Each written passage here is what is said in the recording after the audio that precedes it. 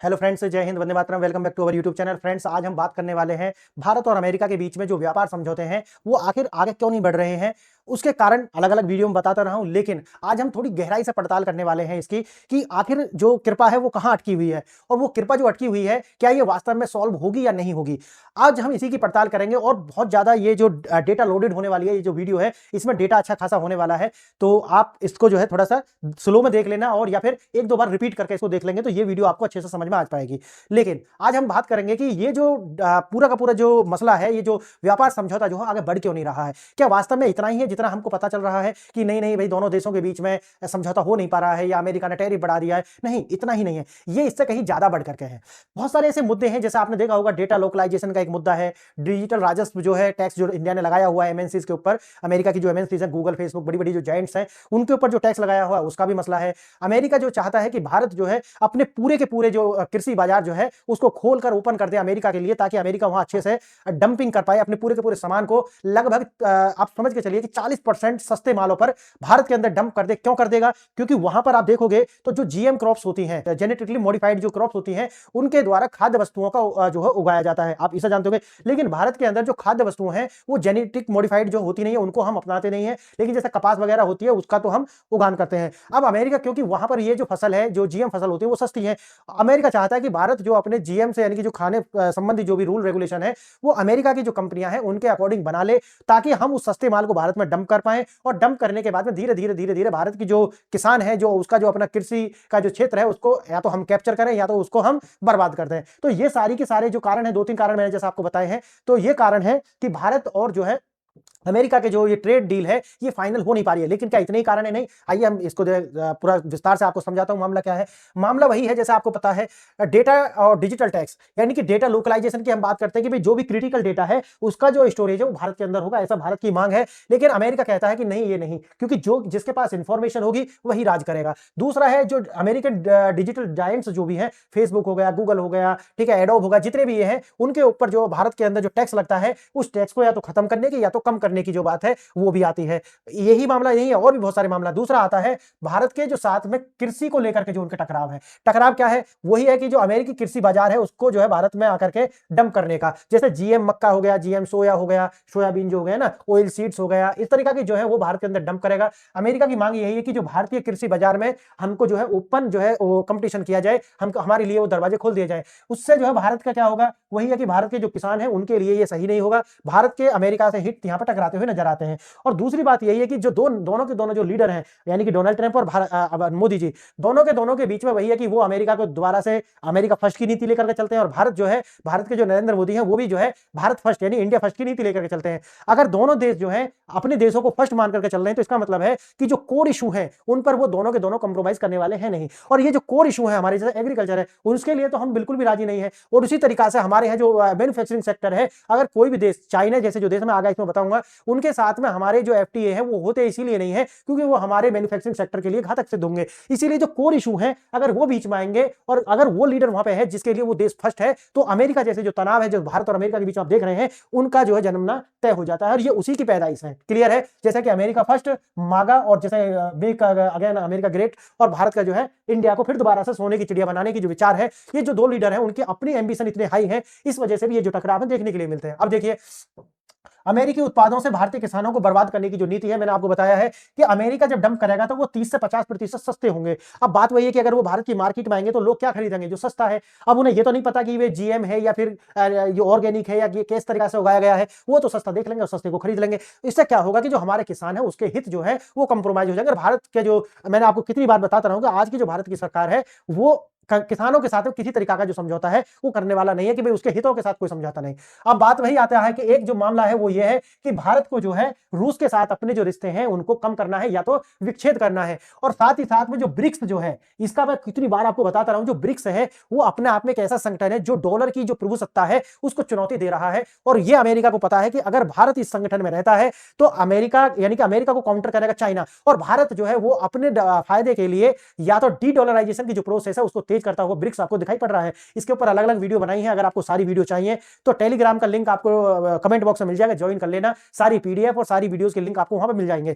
तो बस यही है, आप देखेंगे और इसको हम विस्तार से सामरिक मतभेद जो है वही आते हैं सामने कि भारत ने रूस से संबंध तोड़ने की बात कही और ब्रिक्स से भी जो है अपनी भूमिका कम करने की मांग की है, लेकिन भारत के हित इनके साथ है, इसलिए भारत ने इसको स्वीकार नहीं किया। और ये जो स्वीकार नहीं करना है, यही टकराव की जो जड़ है वो आपको देखने के लिए मिलती है। अमेरिका चाहता है कि भारत अपने गुणवत्ता कानूनों को, गुणवत्ता कानून कौन से है? वही कानून है कि हम जैसे कि जीएम जो फसल होती है उनको खाद्यान्न के रूप में यूज नहीं करते, इनका खाद्यान्न के रूप में भारत में प्रयोग में नहीं आती। लेकिन अमेरिका चाहता है कि नहीं, आप अपने कानूनों को बदलिए और लिखिए कि भाई आप जीएम जो क्रॉप्स होती हैं वो भी भारत में खाद्यान्न के रूप में प्रयोग किया सकते हैं। और ऐसे बहुत सारे कानून हैं, ऐसा आप बदलाव चाहता है अमेरिका। लेकिन बात वही आ जाती है कि भारत नहीं चाहता ये सारे, क्योंकि हमारे हित में नहीं है। तो इस तरीका से ये जो है फिर एक तनाव का बिंदु जो है सामने आता है और एक और अमेरिका और एक और भारत जो है ये रस्सी जो है खींचते हुए नजर आते हैं। अब देखिए, समझौता हस्ताक्षर के करीब है फिर भी अटका हुआ क्यों है? जो मैंने आपको बताया है, ये 3-4 कारण। अमेरिका या भारत, दोनों देशों ने अपने अपने पक्षों को और मजबूत कर लिया है। जो अमेरिका चाहता है वो भारत के हित में नहीं है और जो भारत चाहता है वो अमेरिका के हित में नहीं है, इसलिए ये जो समझौता है वो जो है अटका हुआ है।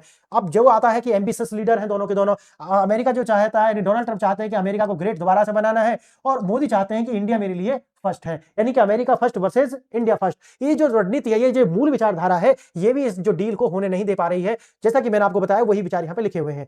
क्यों? देखना यहाँ पे ये लिखा हुआ कि ट्रंप ने अमेरिका कंपनियों को भारत में निवेश न करने का जो निर्देश दिया, लेकिन अमेरिका कंपनी भारत में जो निवेश करेंगी उसके ऊपर अलग वीडियो बनाई है कि ऐसा वो क्यों करेंगी, क्योंकि उनके लिए यहाँ पर एक बहुत बड़ा बाजार है और बाजार ही नहीं है बल्कि व्यक्तियों के पास में परचेजिंग पावर भी है। ये महत्वपूर्ण है, जो लास्ट वाला पॉइंट है। नीतियां भारत के राष्ट्रीय हित में बननी चाहिए, प्रमुख क्षेत्रों की रक्षा करनी चाहिए और आत्मनिर्भरता, ये वाला सब ध्यान रखना कि हम जो है आत्मनिर्भर हो रहे हैं। अगर हम आत्मनिर्भर होंगे तो इसका मतलब यह है कि जब मानो हम डिफेंस में आत्मनिर्भर होंगे तो अमेरिका का जो सबसे बड़ा जो बाजार है वो तो यही तो है ना कि वो अपने हथियार बिकेगा। हथियार हम नहीं खरीदेंगे क्योंकि हम अपनी तरीका के जो हथियार है वो डेवलप कर लेंगे, तो अमेरिका का जो है इसमें हित नहीं है। यह भी एक बड़ी बात है। तो आत्मनिर्भरता जो है अमेरिका के विरुद्ध जाती नजर आती है। दूसरी बात, अमेरिका का असली नजर कहां है? भारत का विशाल कृषि बाजार। अब भारत का अंदर के आप जानते होंगे कि इतनी सारी पॉपुलेशन है, अमेरिका चाहता है कि मैं अपने जो सस्ता माल है, फूड जो है वो अमेरिका के अंदर डंप कर, भारत के अंदर डंप कर दूं।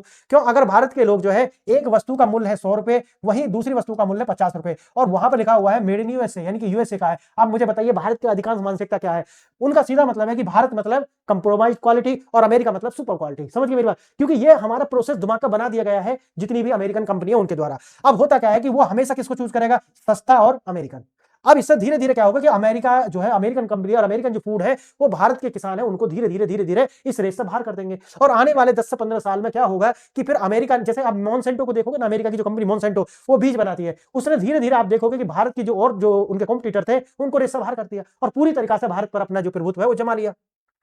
अमेरिका में कृषि एक बड़ा संकट है, वे अपने उपभोग को 2/3 निर्यात करते हैं। अब मैंने जैसे आपको बताया कि वो कंजप्शन उनका इतना है नहीं। अब होता क्या है कि अगर वो निर्यात करेंगे तो चाइना एक बड़ा देश है, अगर कागजों पे देखें तो अगर चाइना को करेगा तो चाइना ने तो इनके फूड प्रोसेस पर वैसे ही बैन लगाया हुआ है, तो चाइना ये कर नहीं सकते। अब बात आती है फिर किसे करेगा? तो ये जितने भी डेवलप्ड कंट्री है अगर वहां करेगा तो उनके पास सैचुरेशन है। समझ गए? अब कहोगे अरे सर इतना बड़ा देश दुनिया है वहां क्यों नहीं कर देता? अरे भाई इसे करने के लिए परचेजिंग पावर भी तो चाहिए। अब अफ्रीका के अंदर अगर आप ये सब बेचोगे तो वहां तो लोगों के पास परचेजिंग पावर ही नहीं है, पॉपुलेशन है लेकिन पैसे नहीं है। अब अगर आप डेवलप्ड कंट्री के अंदर देखोगे तो वहां पैसे तो हैं लेकिन उन्हें जरूरत नहीं है। अगर आप चाइना के अंदर देखोगे तो उन्होंने तो बैन ही किया हुआ है। अब भारत एक ऐसा देश है जहां पर पैसे भी हैं और जरूरत भी है, इसीलिए भारत का जो बाजार है वो अमेरिका को इतना जो है लुभाता है, अपनी ओर आकर्षित करता है।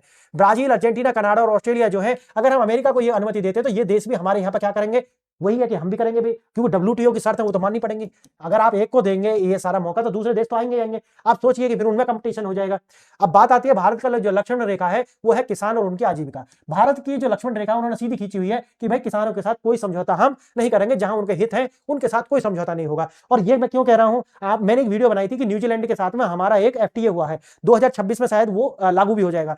अब ये जो एग्रीमेंट है और ये जो एफटीए है, इससे जो है न्यूजीलैंड के अंदर भी आवाजें उठी कि इसमें भारत को फायदा है। क्यों? क्योंकि उसमें जो एग्रीकल्चर सेक्टर है वो बाहर कर दिया गया। सोचिए, डेयरी सेक्टर बाहर कर दिया गया, ये 2 सेक्टर जो है वो बाहर थे और फिर भी एफटीए है। अब सोचिए इस बात को।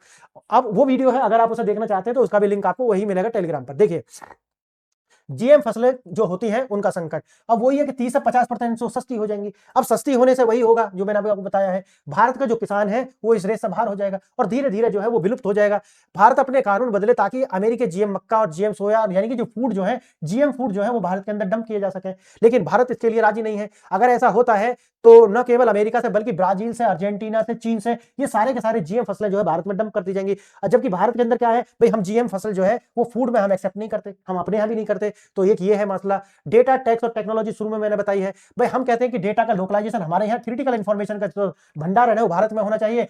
अमेरिका कहता है कि नहीं, हमारी जो बड़ी बड़ी कंपनी है, एमएनसीज जो है, उन पर आप टैक्स कम कीजिए, खत्म कीजिए। और बात आती है टेक्नोलॉजी की, तो फिर वही आता है कि भाई हम आप पर जो है हमारी जो टेक्नोलॉजी है वो ट्रांसफर तभी करेंगे, या हमारे साथ जो टेक्नोलॉजी का शायद अधिकांश जो व्यापार है भारत के साथ में वो डिफेंस और टेक्नोलॉजी का ही है। इसीलिए हम देखा होगा अमेरिका के साथ में $46 बिलियन की हम क्या है, प्लस में है। किसमें है? प्लस में। ठीक।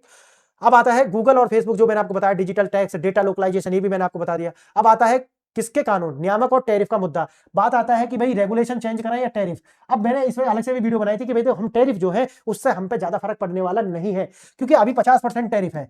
अगर अमेरिका इसे कम भी करेगा तो कितना करेगा? 25% कर देगा। तो ये बढ़ा हुआ जो 25% टैरिफ है ये हमारे लिए क्यों कंसर्न नहीं है, उसे मैं आपको बताता हूं। क्योंकि हमारा उनके साथ में जो व्यापार है वो टेक्नोलॉजी और डिफेंस सेक्टर में है। अभी अगर इन दोनों को देखें तो ये अपने आप में क्रिटिकल सेक्टर है, और अगर यहाँ पे महंगी वस्तु भी मिलती है तो वो हमारे फ्यूचर के लिए जरूरी है, हमारे विकास के लिए जरूरी है, तो वो हम सहन कर जाएंगे। लेकिन वही बात आती है कि भाई वो ज्यादा दिन तक ये टैक्स भी लगा नहीं पाएगा अमेरिका। अमेरिका की जो सुप्रीम कोर्ट है वो अमेरिका के जो डोनाल्ड ट्रंप है उनके इस वर्डिक्ट को पलटने वाला भी है, याद रखना इस बात को। ठीक है। अब बात आती है ब्रिक्स और रूस।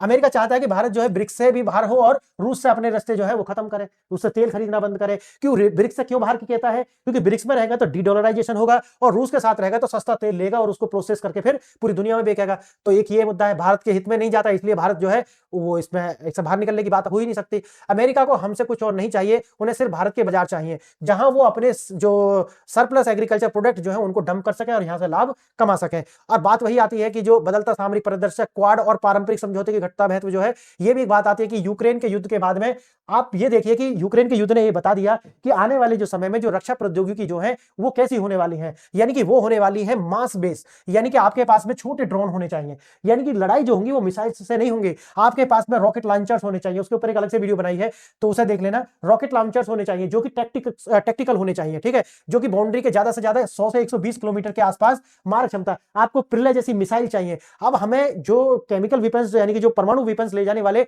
जो मिसाइल है वो चाहिए, लेकिन उनका यूज नहीं होगा, वो सिर्फ और सिर्फ डिफेंस के लिए चाहिए, याद रखना इस बात को।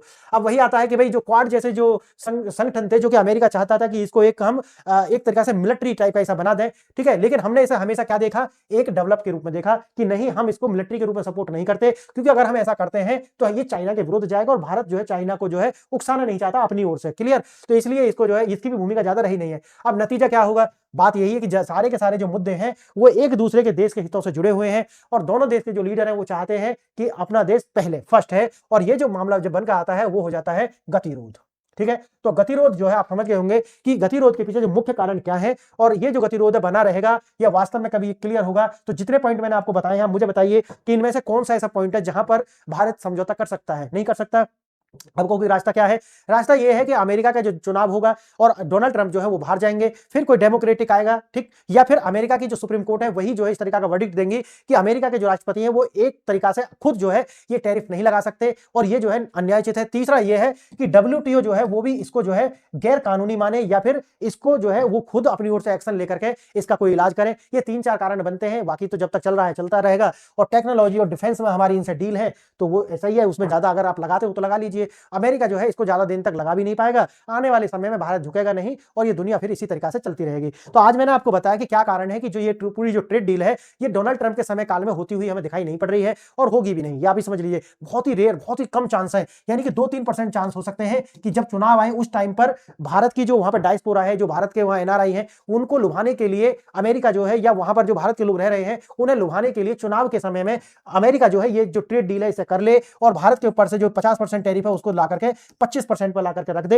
ये तब संभव है, नहीं तो बाकी जो जैसा चल रहा है यही चलता रहेगा। तो बताइए वीडियो आपको कैसा लगा, और आप क्या चाहते हैं कि इस वीडियोस में हमें और क्या बदलाव करने चाहिए, वो भी आप सजेशन लिख करके बता सकते हैं कमेंट में। तो आज के लिए इतना ही। आपने ये वीडियो यहां तक देखी उसके लिए धन्यवाद। नमस्कार।